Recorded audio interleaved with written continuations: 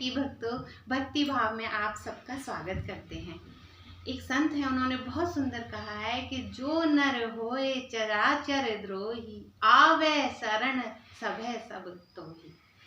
तो बहुत सुंदर किसी ने एक कमेंट में लिखा कि आप हमें इस प्रश्न का उत्तर दीजिए कि जब हमारी अवस्था गिरती चली जाएगी और जब हमारी अंत समय आएगा, हमारा बुढ़ापा आएगा, उस समय हमारी सेवा कौन करेगा, यह मन में एक विचार और एक डर सा रहता है। तो यह आम बात है, ये हर जीव सोचता है कि हमारा अंत समय कैसा रहेगा, हमारा बुढ़ापा कैसा कटेगा। तो आज हम उस विषय पे चर्चा करेंगे।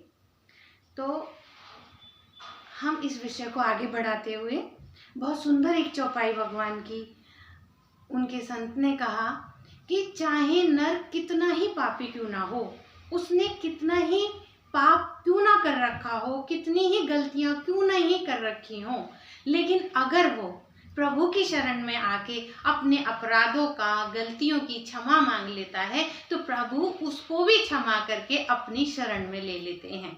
तो हमारे पास सिर्फ एकमात्र यही रास्ता है कि हमें अपने आप को, अपना सर्व हमें प्रभु को सौंपना होगा। जैसे एक लड़की का विवाह होने के बाद उसको जब ससुराल में भेजते हैं तो वह अपने मायके को भूल जाती है और अपना जीवन वह अपने स्वामी को सौंप देती है, और वह अटूट भरोसा और विश्वास रखती है कि यहाँ मुझे सुख, शांति और मेरा जीवन सही से व्यापन होगा। इसी तरीके से जब वही विश्वास हर प्रभु के भक्त के अंदर जागृत हो जाएगा कि मैं अकेला नहीं हूँ, मेरा साथ देने वाले ईश्वर हैं, और हम कितनी भी हमसे गलतियां हो जाती हैं, अगर हम अपनी गलतियों की क्षमा मांगते हुए प्रभु की शरण में जाते हैं तो प्रभु हर अपराध को क्षमा कर देते हैं और हमें अपनी शरण में लेते हैं। उसका एक बहुत सुंदर प्रमाण बहुत है, ये सत्य है। ये जितने भी साधु संत हैं जिन्होंने घर द्वार छोड़ दिया, सिर्फ उन्होंने प्रभु को ही अपना सब कुछ मान लिया, तो प्रभु ने भी उनका साथ पल पल दिया।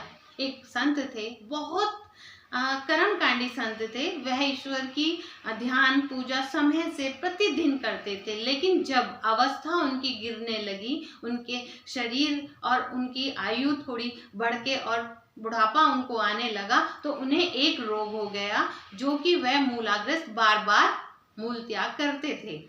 उसके कारण वह बहुत कमजोर हो गए थे, वह भिक्षा मांगने भी नहीं जाते थे, वह अपनी कुटिया में ही रहते थे।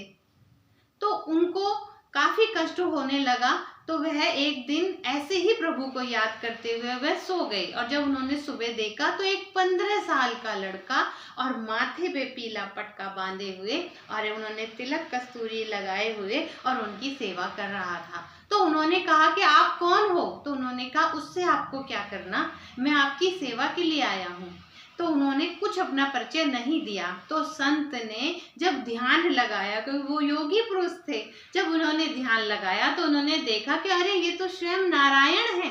तो वह रोने लगे और हाथ जोड़कर प्रार्थना करी कि प्रभु आपका तो सारा संसार है, आप जिसको आज्ञा देते, जिसको प्रेरणा देते और वही आ जाता, तो आपको स्वयं आने की क्या जरूरत थी? आप क्यों इतना कष्ट मेरे लिए कर रहे हो? अगर आप चाहते तो जो मेरे ये प्रारब्ध, जब भी हमें कोई शारीरिक कष्ट मिलता है या जीवन में कोई कष्ट आता है, तो हमारे ये एक प्रारब्ध होते हैं जो हमसे पिछले जन्म में कुछ गलतियां, कोई अपराध कुछ हमसे हो जाते हैं, उसका फल हमें जरूर भोगना पड़ता है, या जब भी भोगो चाहे बाद में भोगो। जिस तरीके से बच्चा परीक्षा देता है और जो उसके नंबर आ जाते हैं वह टीचर जब दिखा दे, या 6 महीने बाद दिखाए, या साल भर में उसे जोड़कर दे दे, लेकिन उसके जितने नंबर आए हैं वह उसे जरूर मिलेंगे, अवश्य ही उसे वो नंबर देखने को मिलते हैं। इसी तरीके से हम जो भी कर्म करें, हम अपनी तरफ से सोचते हैं हम बहुत अच्छा कर रहे हैं, लेकिन नहीं, हमारे हर कर्म पर उसकी नजर है और हमारे हर कर्म का हिसाब वह पल पल रखता है, और जिस दिन वो हर कर्म का हिसाब देता है ना, उस दिन हम उसको ही बुरा भला कहते हैं। अपने कर्म तो हमें याद रहते नहीं है।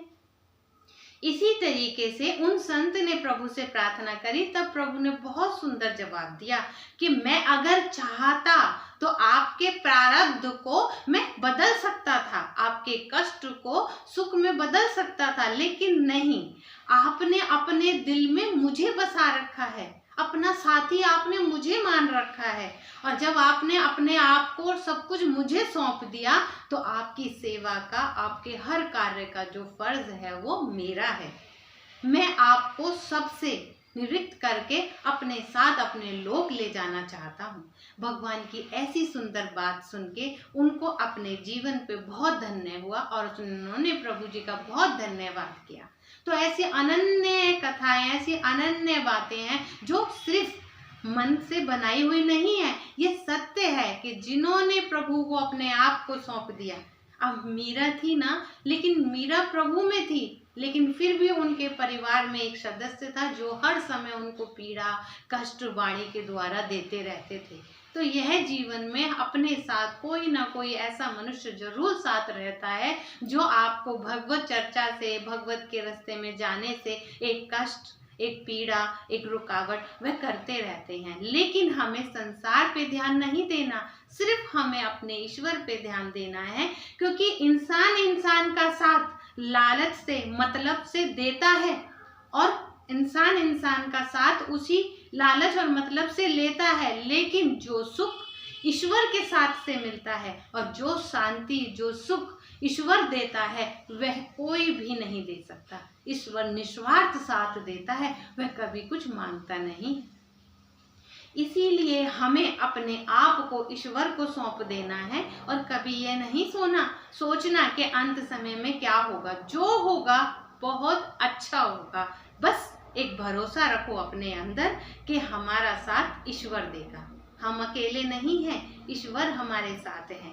जिस दिन तुम अपने आप को उसे सौंप दोगे, उस दिन वह आपकी सारी चिंताएं दूर कर देगा।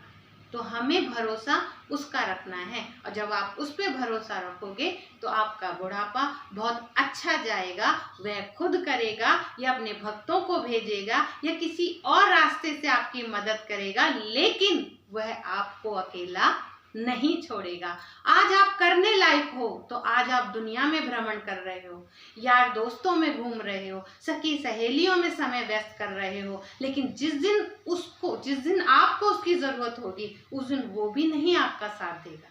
इसलिए भजन करने की कोई उम्र, कोई आयु, कोई स्थान, कोई व्यवस्था और कोई समय नहीं होता। आपकी जैसी व्यवस्था है, जैसा स्थान है, जैसा भाव है, आप क्रोध में भी ईश्वर का नाम ले लो, आप बिना खाके भी ईश्वर का नाम ले लो, वह आपके दिए हुए हर एक पल का अपने खाते में हिसाब रखता है। लेकिन आप दो तो सही। अगर हम ईश्वर को पत्थर भी मारते हैं ना, तो वह उस पर भी नाराज नहीं होता, वह उसका भी हिसाब रखता है कि तूने मेरे लिए समय निकाला तो सही, मेरे लिए तूने आया तो सही, पत्थर उठा के डाला तो सही। तो वह इतना भोला और इतना प्यारा सच्चा साथी है कि एक बार हम उसे अपना बना के तो देखें। तो बुढ़ापे की चिंता उस पे छोड़ दो। जब आप उसको अपना बना लोगे, अर्जुन थे, अर्जुन का जो रथ था वह श्री कृष्ण किसी से भी कह सकते थे कि तुम सारथी बन जाओ, लेकिन नहीं, उनको भरोसा, अर्जुन को भरोसा श्री कृष्ण पे था, तो उन्होंने स्वयं ये कार्य करा। वो तो पिता परमेश्वर थे, वो किसी को आज्ञा देते कोई भी कुछ कर सकता था, लेकिन नहीं,